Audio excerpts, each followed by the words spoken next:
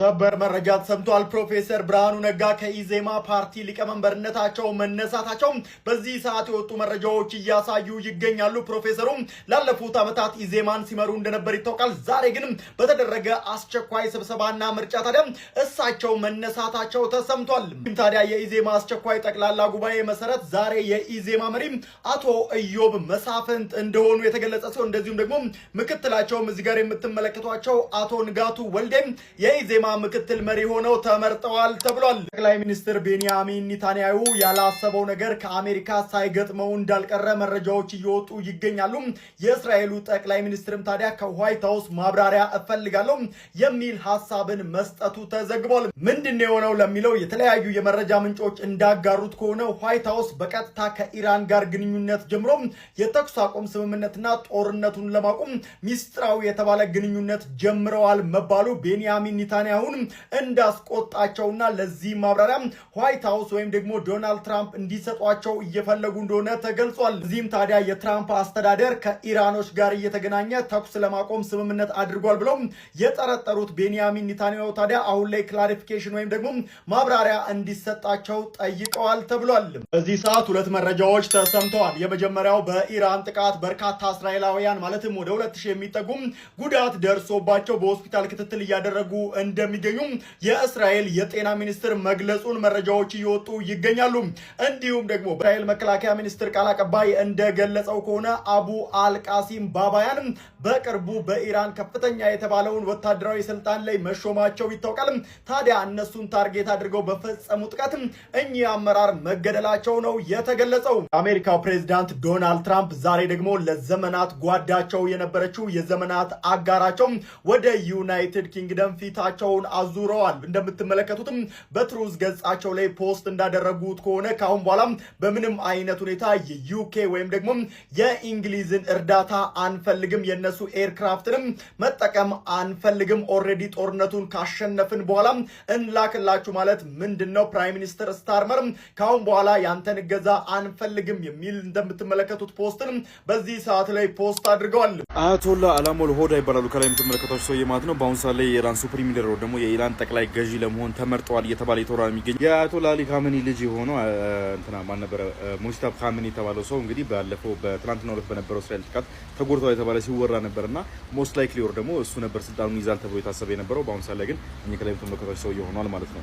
አሰምብሊ ኦፍ ኤክስፐርትስ ወር ደግሞ ኤክስፐርቶች ስብስብ የተባለው እንግዲህ ግሩፕ ነው እኚህን ሰው እንደመርጣቸው የተነገረ የሚገኝ አሁን በቅርቡም ደግሞ አናውንስ ይደረጋል ተብሏል። ከዚህ ቀደም ሲነገር የነበረው እንትና የአያቶላ አሊ ካሜኒ ቀብር ከተካሄደ በኋላ እሳቸው ቀብር ካለቀ በኋላ ነው አናውንስ ይደረጋል ተብሎ ይጠበቅ የነበረው። የእሳቸው የቀብር ስነ ስርዓት መራዘሙን ተከትሎ እንግዲህ አሁን ላይ መች ሊደረግ ይችላል አናውንስመንቱ የሚባለው ነገር እስካሁን አልታወቀም።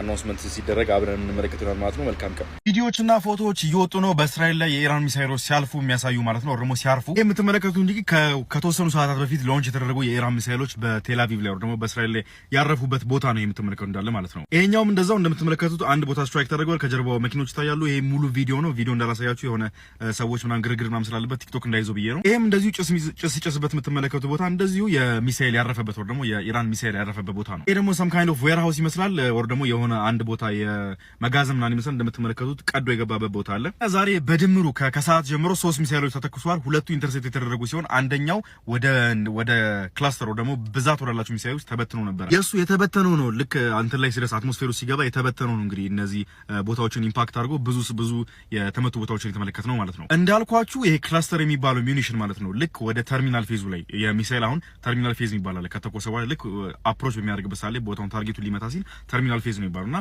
እዛ ፌዝ ላይ ይበተናል።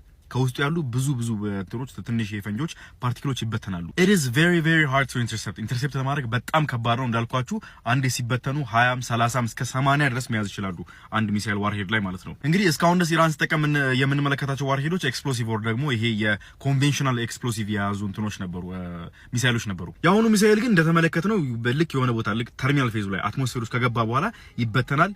ዋይድ ሬንጅ ወር ደግሞ ሰፊ ቦታዎች ላይ ጥቃት ባንዴ ማድረስ ይችላል። እነዚህ የኢራን ሚሳይሎች መተኮስ ከጀመሩ 2 ቀን ምናምናቸው ነው ገና ማለት ነውና እስካሁን ድረስ አልተመለከተንም። ጥቃት ሲደርስ ደግሞ ቦታው ላይ ፎል ሲያደርጉ ሲመቱ እስካሁን አልተመለከተንም ነበር። ግን ዛሬ ፎቶዎችና ቪዲዮዎች እየወጡ ነው። አዲስ ነገር የሚኖር ከሆነ አፕዴት አደርጋቸዋለሁ። ፎሎ ማድረጋችሁ እንዳትረሱ። ይመቻችሁ። ክላስተር ቦምቦቹ እስራኤል ላይ ከዘነቡ በኋላ ደግሞ እስራኤል ላይ ከወደቁ በኋላ ጉዳቶች ማየት እየተሳነ ነው ብዬ ነገራችኋል ነበር። አሁን ከእስራኤል ወጣ ምስል የምትመለከቱት ምስል ወጥቷል። እነዚህ የክላስተር ሚኒሽኖች ደግሞ እነዚህ አየር ላይ የሚበተኑ ሚሳኤሎች መሬት ላይ አርፈው በእስራኤል ውስጥ ማለት ነው የተወሰኑ ሰዎች ላይ ጉዳት አድርሰዋል የተባለ ነው የሚገኘው። ከዚህም በተጨማሪ ሌሊቱን በነበረው ጥቃት የኢራን ሰማይ እንደምትመለከቱት ጥቁር ሆኗል ማለት ነው። እንዳለ ከኦይል ወር ደግሞ ከነዳጁ የሚቃጠለው ጭስ ነው እንግዲህ እንዳለ ሙሉ በሙሉ ኢራን የቴህራን የሸፈናት ማለት ነው። ሜን የሚባለው የነዳጅ ማከማቻ ቦታቸው እንደተመታባቸው ተነግሯል። እስካሁን ድረስ እሳቱ እንዳልጠፋም እየተወራ ነው የሚገኘው። ኢራንም ወደ እስራኤል አቅጣጫ መተኮሳቸው ሚሳኤሎች ዛሬም አላቀውም። በአሁኑ ሰዓት ላይ ከጥቂት ደቂቃዎች በፊት አንድ ሚሳኤል ተተኩሶ እንደነበርና ያ ሚሳኤል እንግዲህ በእስራኤል ሰማይ ላይ ኢንተርሴፕት እንደተደረገ ተነግሯል። 8ኛ ቀኑን ይዟል የጦርነት ካዡዋልቲ መጠኖች ደግሞ የጉዳት መጠኖች ከፍ እያሉ ነው የሚሄዱት። ከዚህም በተጨማሪ ደግሞ ከሚሊተሪ ታርጌት አርፈው ከፍተኛ የሆኑ ኢንፍራስትራክቸሮች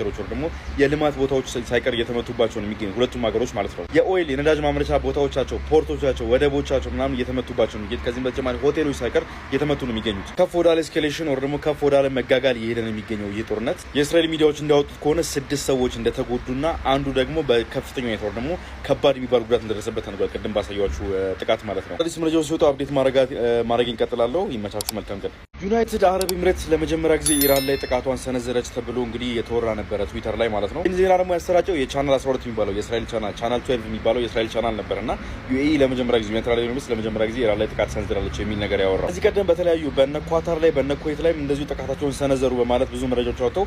የኳታርና የተለያዩ ኦፊሻሎች የኳታርና የኩዌት ኦፊሻሎች ዲናይ ማድረጋቸው መካዳቸውን እናስታውሳለን። አሁንም የዩናይትድ አረብ ኤምሬትስ ገቨርንመንት አመራሮች ደግሞ ኦፊሻሎች እንደተናገሩት ከሆነ ከጀሩሳሌም ፖስት ጋር ባደረጉት ምልልስ እንደተናገሩት ከሆነ ይሄ ነገር ሐሰት ነው ከዩኤኢ የተሰነዘረ ጥቃት የለም በሚል አስተባብለዋል። ነገር ግን ዩኤኢ ውስጥ ከሚገኙ የአሜሪካ ቤዞች በአሁን ሰዓት ላይ አሁን የዜና በምሰራበት ሰዓት ላይ ከዩኤኢ ወር ደግሞ ዩናይትድ አረብ ኤምሬትስ ከሚገኙ የአሜሪካ ቤዞች ወደ ኢራን ጥቃት እንደተሰነዘረ የተነገረ ነው የሚገኘው። በምላሹም ደግሞ ኢራን ሚሳኤሎቿን በአሁን ሰዓት ላይ ወደ ዱባይ ወደ ዩናይትድ አረብ ኤምሬትስ መተኮሷና የኤር ዲፌንስ ወር ደግሞ የአየር መቃወሚያ አክሽን በዱባይ ላይ እየተሰማ እንደሆነ ተነግሯል። ኤር ዲፌንስ ፍንዳታዎች ማለት አየር ላይ ሲመቱ ሚሳኤሎቹ ወር ደግሞ ድሮኖቹ አየር ላይ ሲመቱ ከፍተኛ ድምጽ ነው የሚያወጡት። መሬት የመቱ ያክል ነው የሚሰማው ድምጻቸው ማለት ነው። ኢንዲፔንደንትሊ ወር ደግሞ ዩኤኢ ብቻዋን እንደ ሀገር ኢራን ላይ ጥቃት አልሰነዘረችም። ግን ዩኤኢ ውስጥ ካለ የአሜሪካ ቤዝ ግን ጥቃት እንደተሰነዘረ መረጃዎች ወጥተዋል።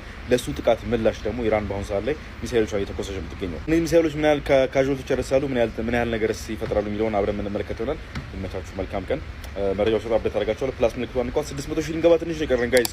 ነፍሱን ይማረውና ጌዲ መቄዶንያን የማያውቀው አለ ብዬ አላስብም። አሁን ላይ ህይወቱ ካለፈ 1 ዓመት ሊሞላው ጥቂት ቀናቶች ብቻ ቀርተውታል። ታዲያም ከጎኑ የምትመለከቷት ደግሞ ከዓመታት ጀምሮ እስከ ዛሬ ድረስ ከመቄዶንያ ጎን ያለች ልጅ ነች። በሺዎች በሚቆጠሩ አዛውንቶች የተመረቀችው ሙሽራ ዛሬም ላይ መነጋገሪያ ሆኗለች። ቤተሰብ ከተባረገም ልጅም ይባረካል የሚባለው እውነት ነው። ስምንም መልአክ ያወጣዋል እንዲሉም ብሩክታዊት በላይ ትባላለች። የጋብቻዋን ከ30 ሚሊዮን በላይ በጀት ከባለቤቷ ጋር በመነጋገር ለመቄዶንያ ማበርከቷ ይታወቃል። እንደዚህ አይነት መልካምነት ታዲያ እስከ ዛሬ ታይቶ አይታወቅም በሚል ስሟ ይነሳል። ብሩክታዊት ከልደቷ ጀምሮ እስከ ሽምግልናዋ ከዛም ሰርጓን መቄዶንያ በማድረግ የምትታወቅ የሰውነት ውሃ ልክ ነች። አባቷም ባለሀብቱ አቶ በላይ ለአመታት መቄዶንያን የሚያግዙ ቤተሰብ ናቸው። አሁንም ታዲያ ከ9000 በላይ አረጋውያንን አቅፎና ደግፎ እያገዘ የሚገኘው መቄዶንያ መጋቢት 6 የሚያደርገውን ታላቅ የተባለ የገቢ ማሰባሰቢያ መርሃ ግብርም በዋናነት ከፊት ሆና እያስተባበረች ትገኛለች። አባቷ አቶ በላይም ለመቄዶንያ የሰጡትን ሲኖትራክ መኪና ከመጋቢት 6 ጀምሮ ለጨረታ እንደሚቀርብ ሰምቻለሁ።